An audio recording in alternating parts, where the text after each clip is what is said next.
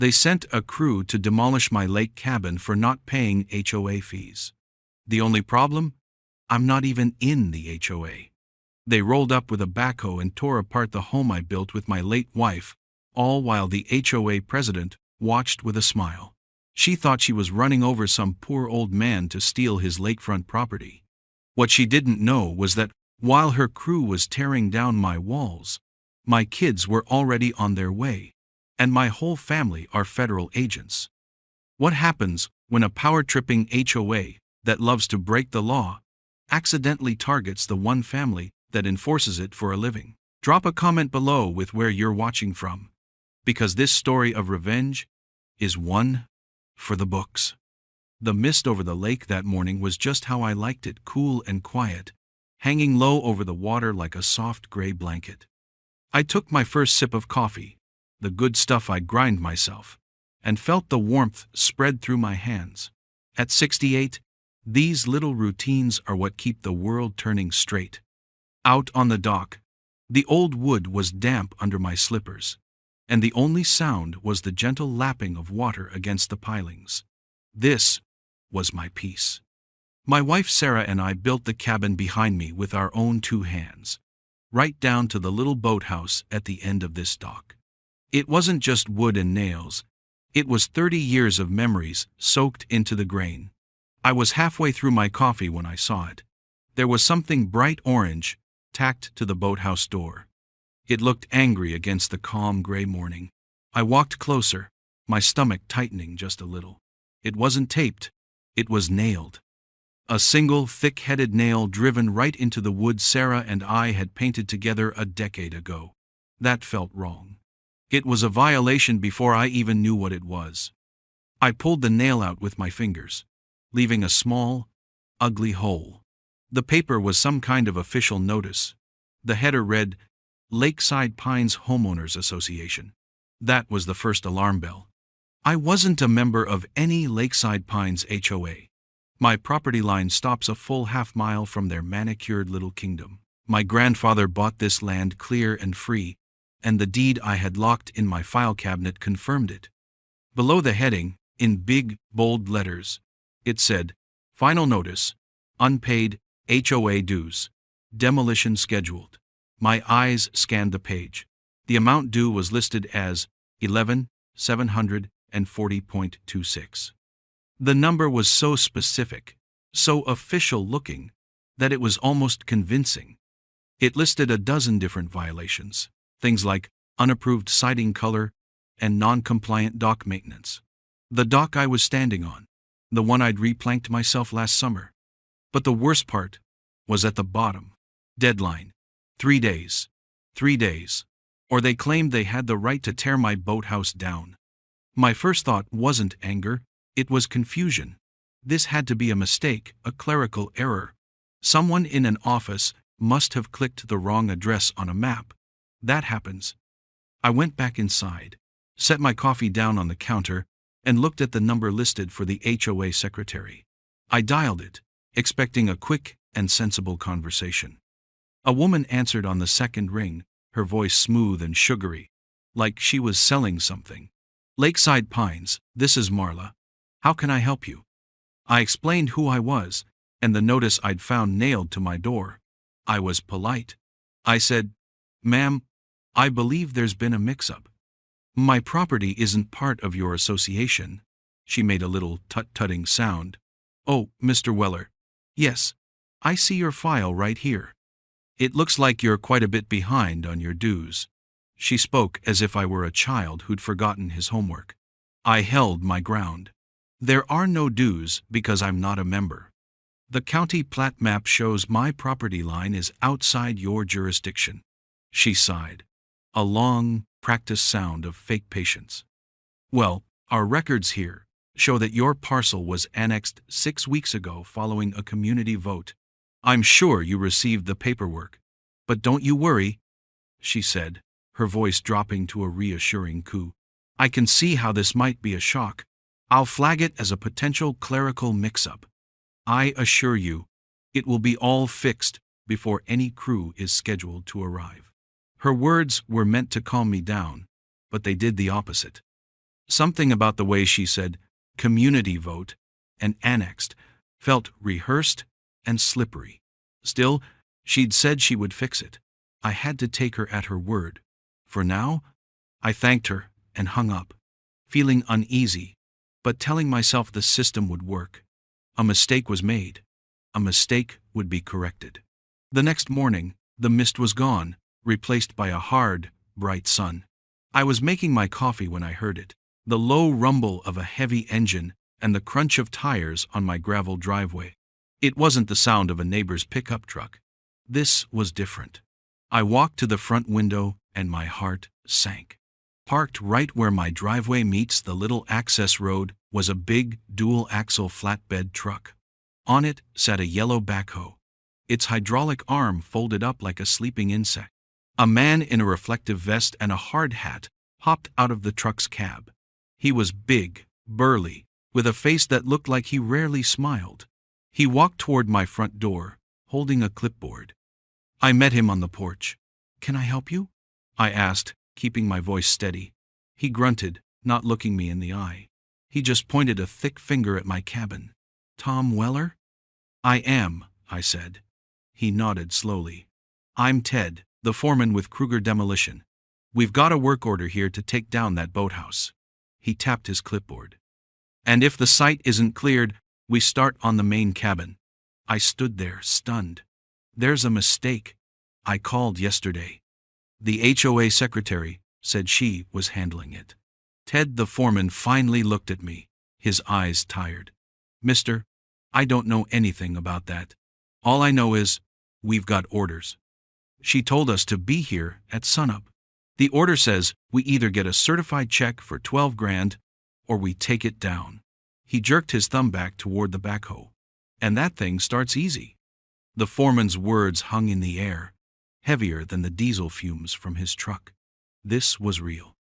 The sugary voice on the phone was a lie, and the proof was a 10-ton piece of machinery sitting in my driveway, ready to turn my life into splinters. For a moment, I just stared at him, my mind racing. Arguing with this man was pointless. He was just a tool, like the backhoe he brought with him. He was following orders. I gave a slow nod, trying to look calmer than I felt. "All right," I said, my voice raspy. "Let me make a phone call." I turned, without waiting for a reply, walked back inside, and locked the deadbolt. The click of the lock sounded loud in the quiet house. My hands were trembling slightly. I needed to call someone who wouldn't just tell me it was a clerical error. I needed someone who knew how to deal with bullies, who hid behind rules they wrote themselves. I dialed my oldest, Dana. She picked up on the first ring, her voice crisp and clear. "Dad, you okay?" I explained everything, the orange notice, the phone call with the woman named Marla, and now the backhoe parked 20 feet from my porch. I tried to keep my voice even, but she could hear the strain. She didn't interrupt. When I was done, there was a short, sharp silence on her end. When she spoke again, her tone had changed. It was the voice she used when she wasn't just my daughter anymore. It was the voice of Special Agent Weller. "Dad, listen to me carefully," she said, her words precise and deliberate. "Do not go back outside. Do not talk to the foreman. Don't say another word to them. Go to every window and take a picture with your phone. Get the truck, get the backhoe, get the license plate on both. If you can get a clear shot of the man, do it. Then go to your file cabinet.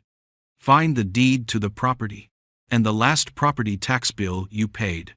Find the survey you had done when you built the boathouse. I want you to take a clear picture of every single page. Every one. Do you understand?" I did. This was a script, a procedure. I was a retired electrician. I understood, following a checklist. "Yes," I said. "Good," she replied. "Email them to me right now. Then I want you to get in your car and drive to the county clerk's office. Be polite, be calm, ask for a certified copy of the current official plat map for your parcel. Don't just look at it. Get the certified copy. It'll cost a few dollars. Pay it. That piece of paper is your shield. I have to go, but I'll call you back as soon as I have something. I love you, Dad. Now do it." The line went dead. The call couldn't have lasted more than 3 minutes, but it had changed everything. Fear was being replaced by focus. I had a mission. I spent the next hour following her instructions to the letter. I was methodical. I photographed the demolition truck from the kitchen window, the living room window, and the upstairs bedroom, zooming in on the license plate until the numbers were perfectly clear. I photographed the foreman, who was now leaning against his truck, smoking a cigarette, and looking bored. Then I went to the old metal file cabinet in my office. Inside, tucked in a folder labeled House, was every piece of paper that proved this land was mine. The original deed from my grandfather, signed in 1962. My deed, signed when I inherited it. The blueprints for the cabin. And the official county survey from 30 years ago, its lines clear and undeniable, showing my property ending hundreds of yards from where the Lakeside Pines HOA even began. I laid each one out on the kitchen table and took pictures, just as she'd said. I made sure my phone's setting to display the date and time on each photo was turned on. Document everything. That was the rule. It felt good to be doing something, to be building a case instead of just waiting for an attack. When I was done, I drove to the county building downtown. It was one of those old brick buildings that smelled of dusty paper and floor wax. At the records counter, a young woman with tired eyes listened patiently. "I need a certified copy of the plat map for parcel number 75B1, I said, giving her the number from my tax bill. She typed it into her computer, clicked a few times, and then swiveled the monitor toward me. "This one right here?" she asked. On the screen was a map. I saw the outline of the lake, and I saw my little square of land right beside it. I saw the heavy black line that marked the boundary of the Lakeside Pines HOA. And I saw that my property was completely, indisputably outside of it. A wave of relief washed over me. It was a small win, but it felt huge. It was the truth, right there in black and white on a government computer. "That's it," I said. "I need a certified copy." She nodded, printed the map, and then stamped it with a heavy, satisfying clunk. She signed it, and the seal she pressed into the corner made it official. This wasn't just a piece of paper anymore. It was evidence. I was driving back home, the certified map on the passenger seat like a trophy, when my phone rang. It was Dana. "Okay, I've got something," she said, and her voice was grim. "Dad, this isn't a mistake. It's a target." "What do you mean?" I asked, turning onto the road leading back to my cabin. "I did a quick background check on your HOA president, Marla Jansen," Dana explained. "This isn't her first time at the rodeo. Over the last 5 years, she has filed altered property maps in 2 other counties. She finds a property she wants, usually one with water access that's adjacent to an HOA she controls. Then a new, slightly different map gets filed with the county, one where the boundary line has mysteriously moved. 6 weeks ago, she filed an altered map for your area. That's the community vote she was talking about. She forged it." My hands gripped the steering wheel. The sugary voice on the phone now sounded sinister in my memory. The polite-sounding secretary wasn't just mistaken. She was a predator. This entire thing, the notice, the fees, the threat of demolition, it was all a calculated attack, designed to make me panic and either pay or sell. As I pulled into my driveway, the demolition truck was gone. The foreman and his backhoe had vanished. For a second, I felt a flash of hope, thinking my trip to the clerk's office had scared them off. But then I looked at my house, and I saw him. A man in a collared shirt with the Lakeside Pines logo was standing on the road, partially hidden by a tree. He was holding a camera with a long telephoto lens, and it was pointed directly at my living room window. He was taking pictures, documenting my violations from a distance. The realization settled in my gut like a block of ice. They weren't gone. They were just getting started. Dana was right. This wasn't a clerical error.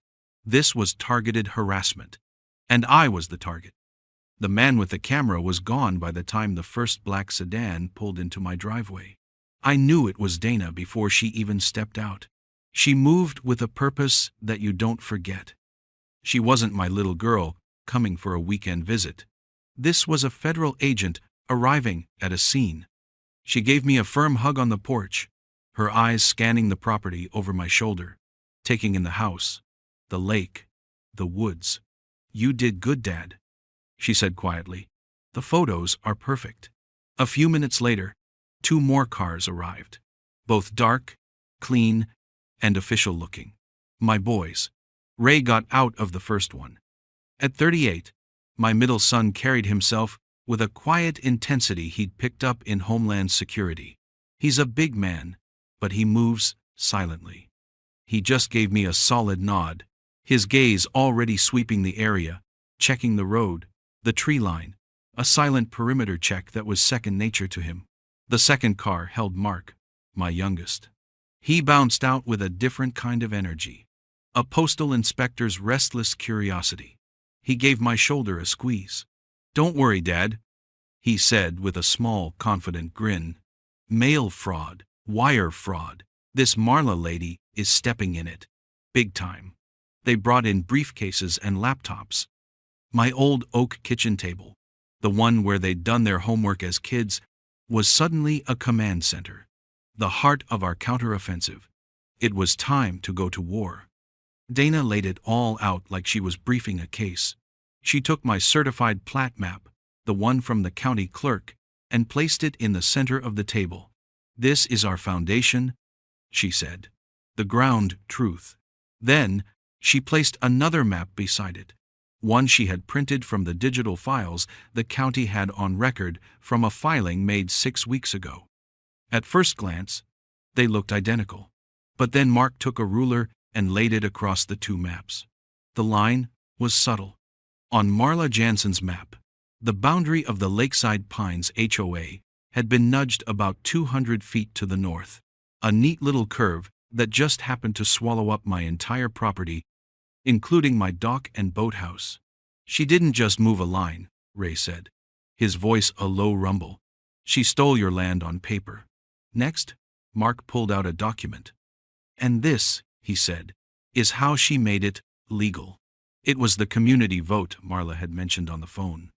A single page, claiming the homeowners had voted to annex my land.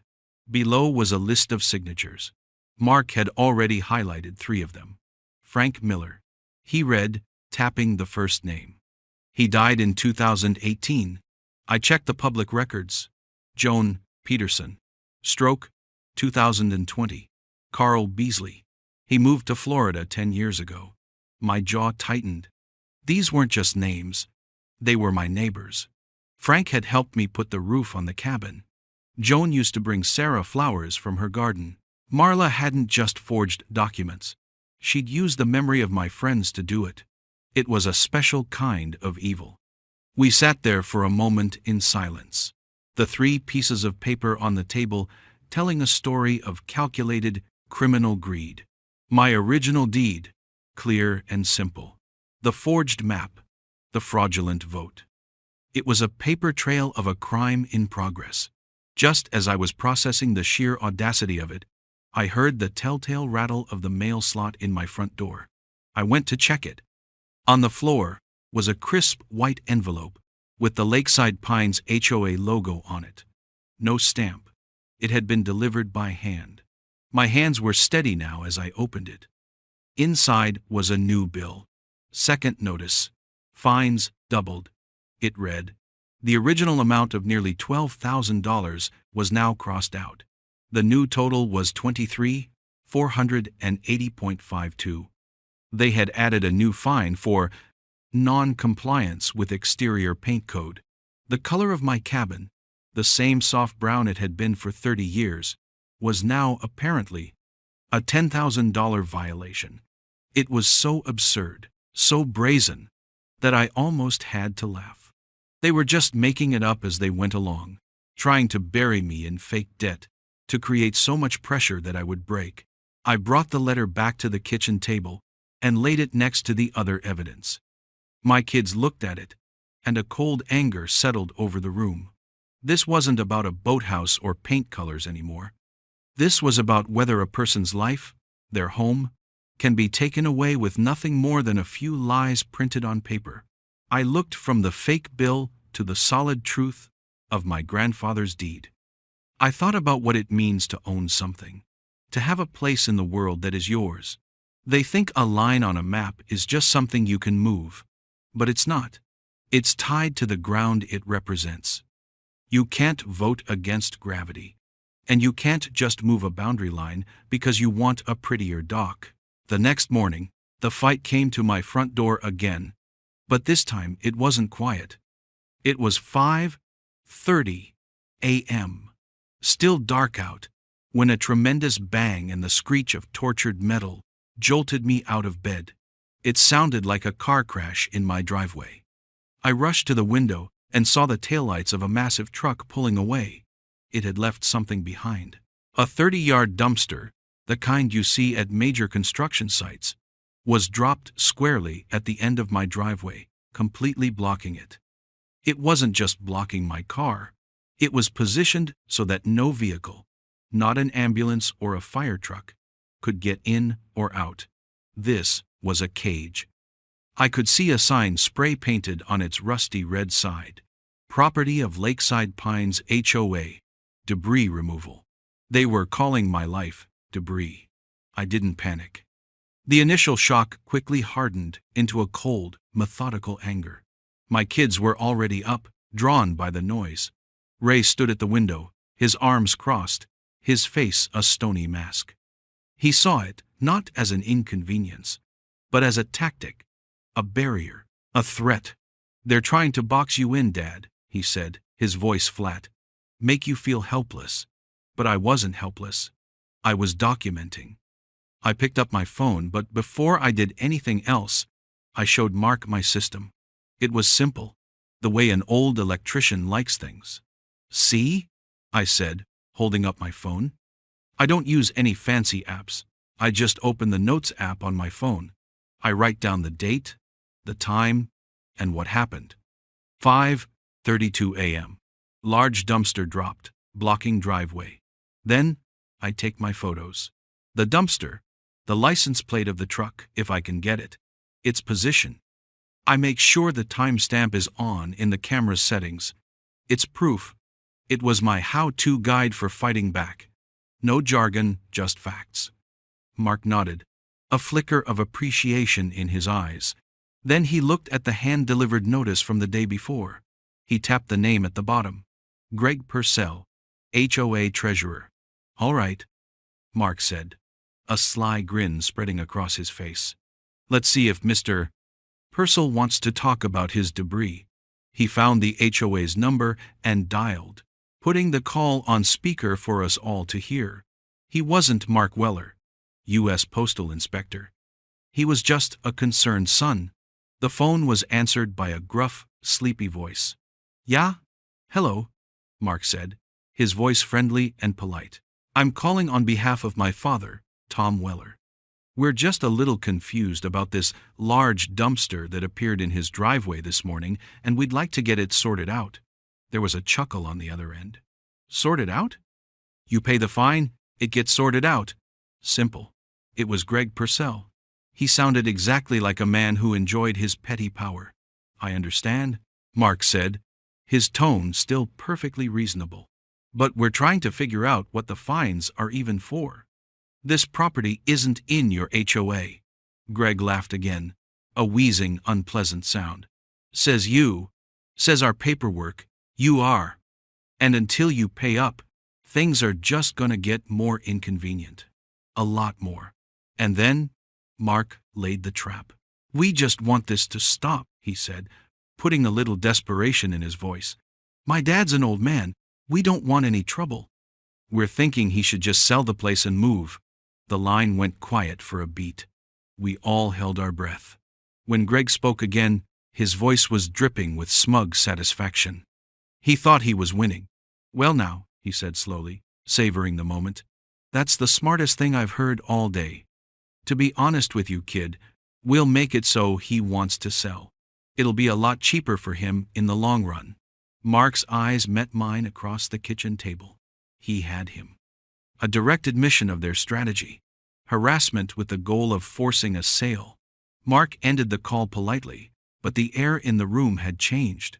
We now had a voice to go with the paper trail. Dana had been typing silently on her laptop the entire time. Without looking up, she said, "That's extortion. Combined with the mail and wire fraud from the forged documents, that's a federal case." But she wasn't ready to play that card. Not yet. We had to follow the proper local channels first.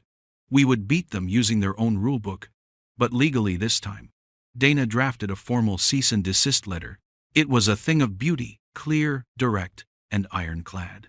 It listed the illegal blockade of my driveway, the fraudulent documents, the fines levied without jurisdiction, and cited the recorded conversation with Greg Purcell as evidence of a coordinated harassment campaign. We weren't asking, we were demanding.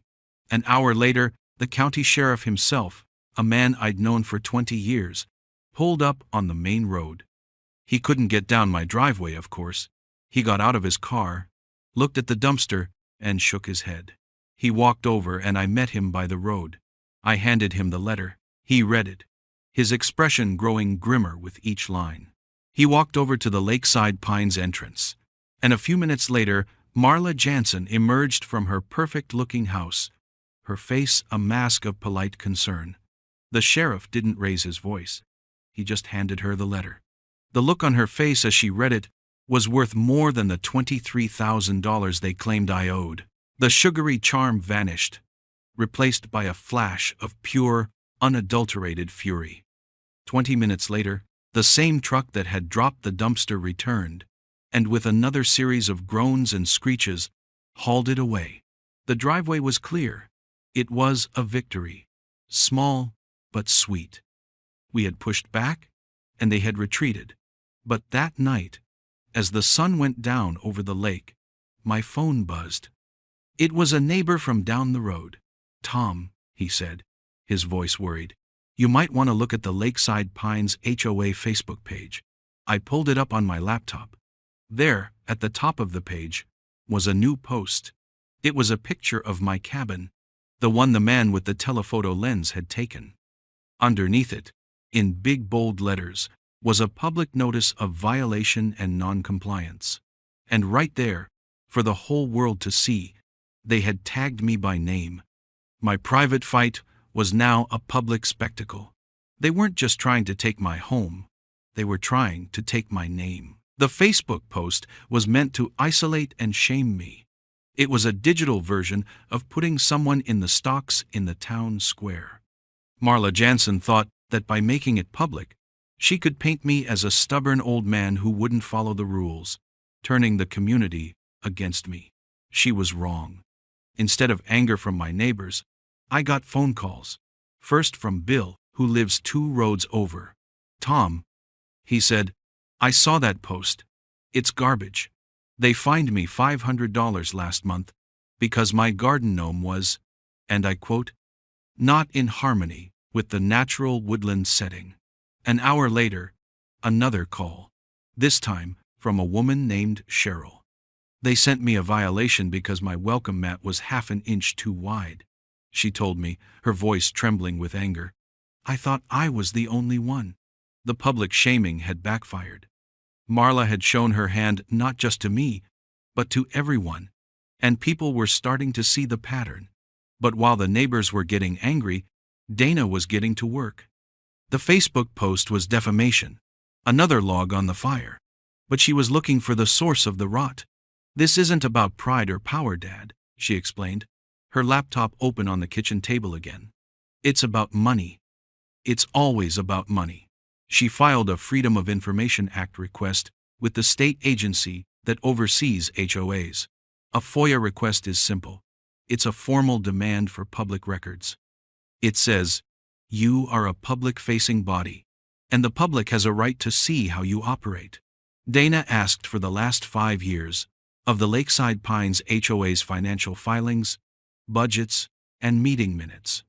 They had to comply. A week later, the documents arrived in a large digital file. Dana spent a full day at the kitchen table piecing it all together.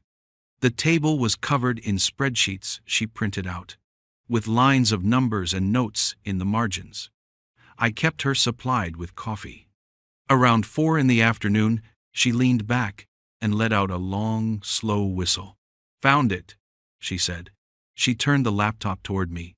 It was a budget summary.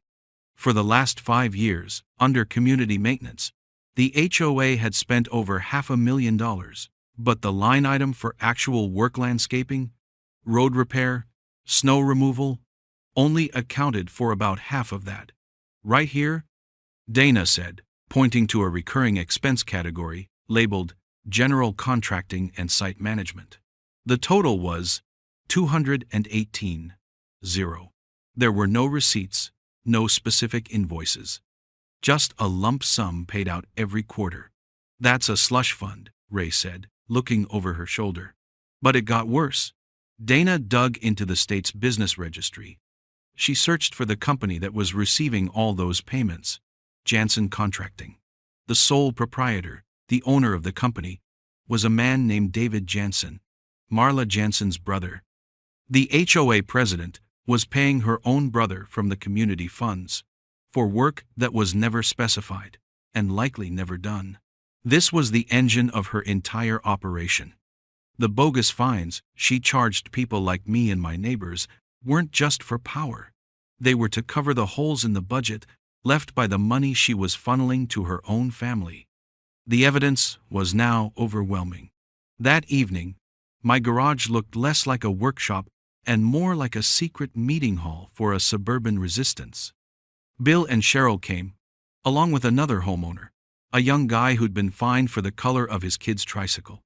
There were only 4 of them, but it felt like an army. They were nervous, but they were tired of being pushed around. I stood in front of them, with my kids beside me, and we laid out the proof on my workbench. The forged map, the fraudulent vote, Greg Purcell's recorded admission of harassment, and now the financial records showing a clear pattern of embezzlement and self-dealing. We had them. We planned our next steps carefully. We would file a collective complaint with the state attorney general. We had enough evidence to demand the HOA's charter be revoked and the board dissolved. For the first time in weeks, there was a sense of real hope. We were organized. We had a plan. We were going to win. The meeting wrapped up around noon the next day. I felt good, solid. I needed to run to the hardware store in town to pick up some supplies, not for a project, just to have on hand. It was a normal Saturday errand. I was gone for maybe 2 hours. I heard it before I saw it. As I turned onto my road, I could hear a buzzing sound, like an angry wasp. But it wasn't a wasp. It was a chainsaw. A sick feeling crawled up my spine. I rounded the final bend, and my heart stopped. Where my boathouse had stood for 30 years, there was now just a pile of splintered wood and broken dreams. Ted the foreman and his crew were there, just finishing the job. They had torn it down. The roof I'd shingled with Sarah, the walls we'd painted, the little window she'd picked out because it caught the morning sun, it was all gone. They had moved with stunning speed, a brutal, efficient act of destruction while I was away. I stumbled out of my car, my legs weak. The foreman, Ted, wouldn't look at me. He just packed up his tools and motioned for his crew to get in the truck. They drove off, leaving behind the wreckage. I just stood there, staring at the empty space on the dock, the gaping wound where a piece of my life used to be. My neighbor Bill came running down the road. "Tom, I am so sorry. We called the sheriff as soon as we saw them, but they were done in no time. They worked so fast." He looked devastated for me. "And Tom, there's something else," he said, his voice low. After the big crew left, another truck came. A pickup. Marla's nephew. He loaded up all the good lumber, the old-growth cedar. Said it was salvage. They hadn't just destroyed my property. They had looted it, stolen the very bones of my past, right out of the wreckage.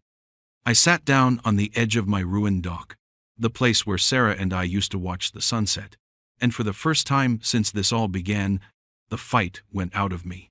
They had finally hit me where I lived. For a long time, I just sat there on the splintered edge of the dock, in the empty space where 30 years of my life had been. The air smelled of freshly cut, raw wood. The sound of the chainsaw was gone, but it echoed in my head. I ran my hand over the rough, broken planks at my feet. My fingers found something smooth, tucked in a crack, a small, faded photograph that must have been tacked to a wall inside the boathouse and fallen out during the demolition. I picked it up. It was a picture of Sarah and me, taken the summer we finished building it. We were both so much younger, covered in sawdust, smiling at the camera. She was holding the hammer, and I had my arm around her.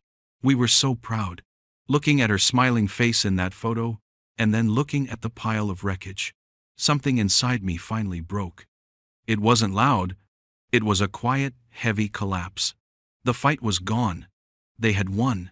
They had not just torn down a building, they had torn down a memory. My kids found me sitting there. Dana put a hand on my shoulder. Ray stood beside her, his jaw set like stone.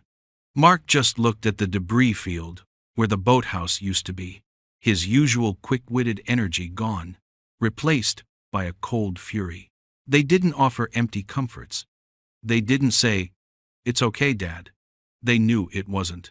They just stood with me in silence. After a while, Ray spoke, his voice low and hard, a piece of gravel rattling in a steel can. "That's it," he said. "The defensive posture is over. We stop reacting. We start acting." I looked up at him, then at Dana and Mark. I saw the same look in all their eyes. It wasn't just about defending my property anymore. They had made this personal. They had hurt their father. They had declared war on the wrong family. The shift was absolute. We went from defense to offense. That night, the kitchen table wasn't for legal documents. It was for planning. Ray took charge. This was his world now, surveillance and tactics. "She can't help herself," he said, talking about Marla. "She's a bully who needs to feel in control. She destroyed the boathouse. Now she'll be watching constantly to make sure you don't dare defy her by rebuilding. We're going to use that against her. We're going to bait her into walking into a trap she can't escape." The plan was simple, but brilliant in its understanding of our enemy. The next morning, I went to the hardware store and bought a dozen 2x4s and a sheet of plywood. I didn't buy enough to build a shed, just enough to make it look like I was starting to. I stacked the wood neatly on the dock, right where the old boathouse used to be. The stage was set. Step 1 was the bait. I spent an afternoon at the kitchen table with a pencil and a ruler, drawing up a set of decoy plans for a new and improved boathouse. I made them look detailed, adding notes in the margins like "exceeds county code" and "reinforced foundation." I left the plans spread out on my workbench in the garage, clearly visible through the window. It was an invitation for a nosy HOA president to come snooping. Step 2 was the trap itself. While I set the bait, Ray went to work. He had 4 small, motion-activated cameras. They were no bigger than a golf ball. He was an expert at this. He placed the first one inside a birdhouse that hung from an oak tree, its tiny lens peeking out of the entrance hole. It had a perfect, clear view of the dock and the new pile of wood. He put the second one under the eave of the garage, aimed directly at the window where the decoy plans were sitting. The third he tucked into a thick hedge bush that bordered the property line she would have to cross. The last one he placed inside my cabin, looking out the back window, capturing a wide angle of the whole yard. They were all linked wirelessly to a small, secure server he set up, and the feed went directly to his and Dana's phones. We would see anyone who set foot on my land, day or night. All we had to do now was wait. The next 2 days were tense. We checked the feeds constantly. We saw a squirrel run across the dock. We saw a UPS driver deliver a package. We saw Bill's golden retriever wander over to sniff the new lumber. Each time the motion alert pinged on Ray's phone, our heads would snap up, but nothing happened. I started to think, maybe we had overestimated her arrogance. Maybe destroying the boathouse had been enough for her. Then, on the third day, at 11:30 in the morning, Ray's phone pinged. He held it up. The image on the screen made my blood run cold. It was Marla Jansen.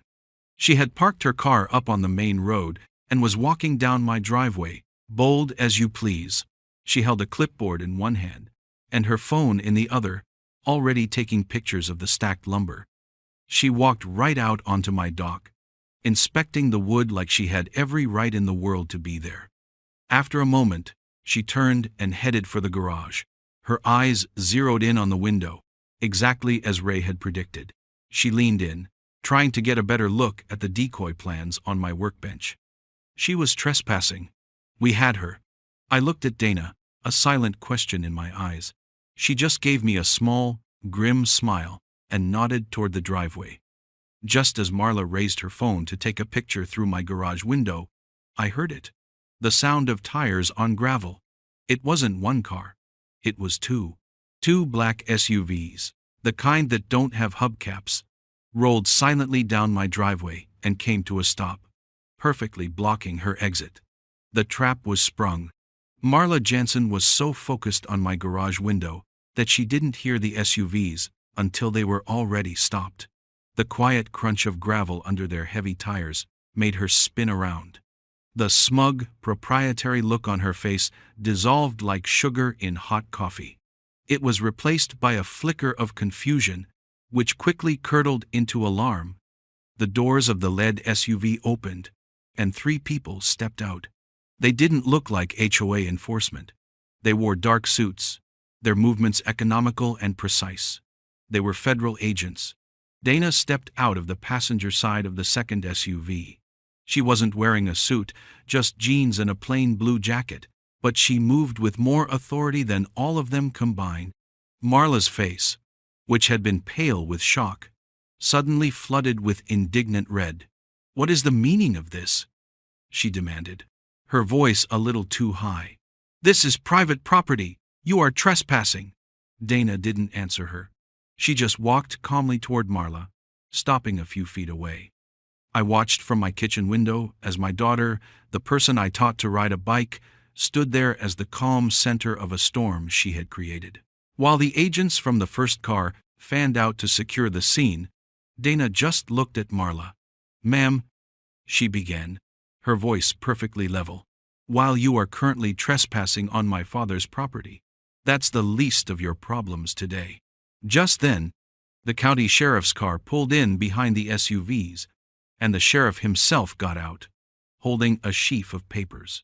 He nodded once to Dana, and then with 2 deputies, walked right past us, heading for the manicured entrance of Lakeside Pines and Marla Jansen's front door. He was serving the search warrants on her house and her home office at the exact same moment. Marla watched them go, her mouth slightly open. The illusion of her power was evaporating in the morning sun. She turned back to Dana, her eyes wide with a mixture of disbelief and fury. "You can't do this," she stammered. "I am the president of the Homeowners Association." Dana reached into her jacket and pulled out her credentials. She didn't flash them. She just held them open for Marla to see. "Marla Jansen," she said, and her voice was now stripped of any warmth, becoming the official voice of the United States government. "You have the right to remain silent. Anything you say can and will be used against you in a court of law. You have the right to an attorney. If you cannot afford an attorney, one will be provided for you." My daughter read a bully, her rights on the very dock her victim had built, on the spot where the evidence of her crime lay in a pile of splintered wood. Marla didn't scream or fight. All the bluster, all the sugary condescension, it all just drained away, leaving behind a hollowed-out woman who finally understood she had pushed the wrong person. One of the agents stepped forward with handcuffs. The crisp, metallic click, as they closed around Marla's wrists, was the loudest sound in the world. The case that followed wasn't complicated. With the evidence my kids had gathered, it was like shooting fish in a barrel. The prosecution laid it all out. The altered plat maps filed with the county, the forged votes, with signatures from people who had been dead for years, the fraudulent notices delivered by hand to avoid mail fraud charges. A trick that my postal inspector son, Mark, explained to the court with professional clarity. Dana's team had recovered emails from Marla's computers. They showed everything. There was one she had sent to Greg Purcell, the treasurer, after I first called her office. It read, "The old man on the lake called. He knows the deed. Stall him. We need to make him sell before he figures it out. Don't worry about the law. We are the law here." That one email sealed her fate.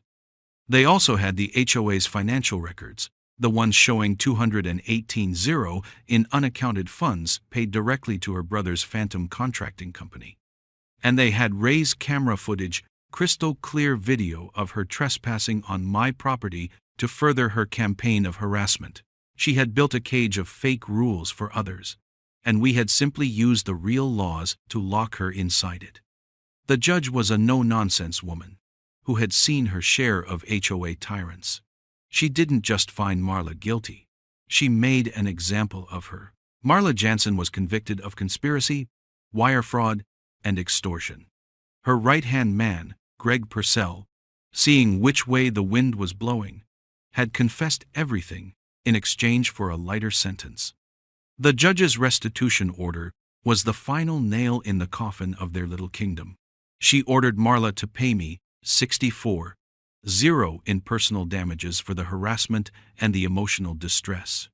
She ordered the full and complete reconstruction of my boathouse to be paid for out of her personal assets, not the HOA's funds. And the final, beautiful blow.